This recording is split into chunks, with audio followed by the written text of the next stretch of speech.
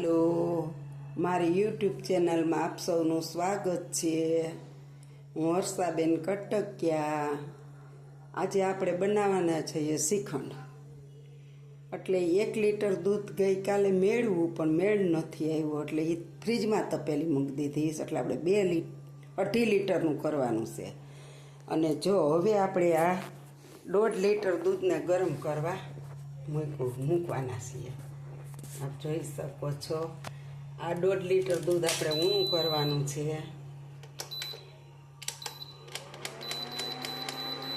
આ ગરમ થઈ જાય ને ઠરી જાય પછી આપણે આને મેરવણ નાખી દઈશું। તો હવે આપણે છે ને આપણે દૂધ શ્રીખંડ બનાવવા હાટું ઠરી ગયું છે, અને હવે એમાં આપણે દહીંનું જામરણ નાખવાનું છે।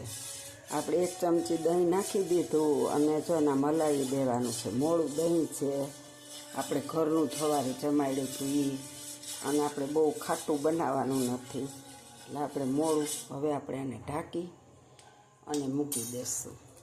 જોઈ શકો છો।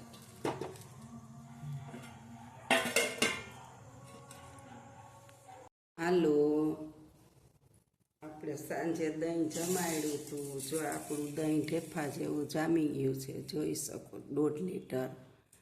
અને હવે આપણે એને આની અંદર નાખી અને બાંધવાનું છે। બધું દહીં આપણે એને આની અંદર નાખી દેવાનું છે। જો ઢેફા જેવું થઈ ગયું દહીં, આપણે બધું આમાં ભરી લેશું।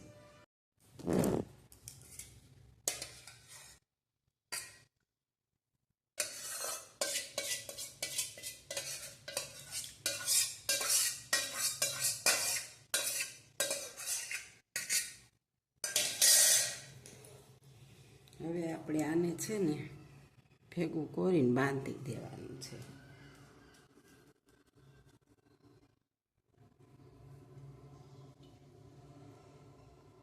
તો જો આપણે દહીંને બાંધી દીધું છે, હવે એ નીતરા કરશે, નીતરી જશે પછી આપણે પ્રોસીજર ચાલુ કરશું। હાલો, આ ખાંડ નાખી અને હલાવશું હવે આપણે આને।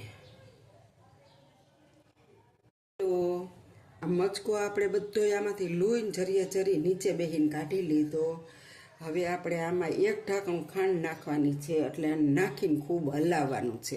આપણે ખાંડ નાખી દીધી, હવે આપણે આને એકદમ હલાવવાનું છે શ્રીખંડ।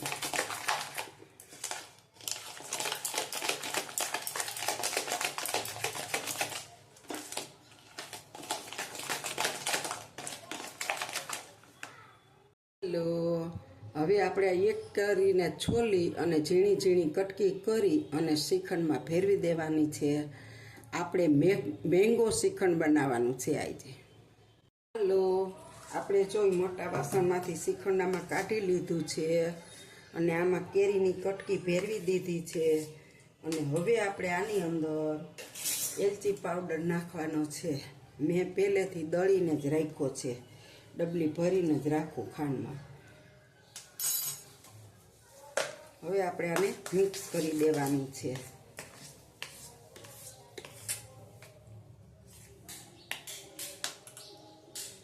લો, આપણું મેંગો રોઝ શ્રીખંડ તૈયાર છે।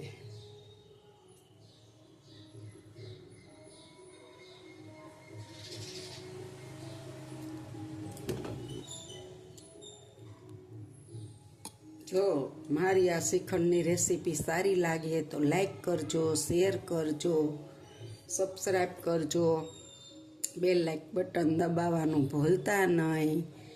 આવજો, જય બાબા સ્વામી। આમ બનાવજો અને પછી મને કોમેન્ટમાં લખજો, એકદમ કઠણ ને મસ્ત શ્રીખંડ બન્યું છે, આપ જોઈ શકો છો।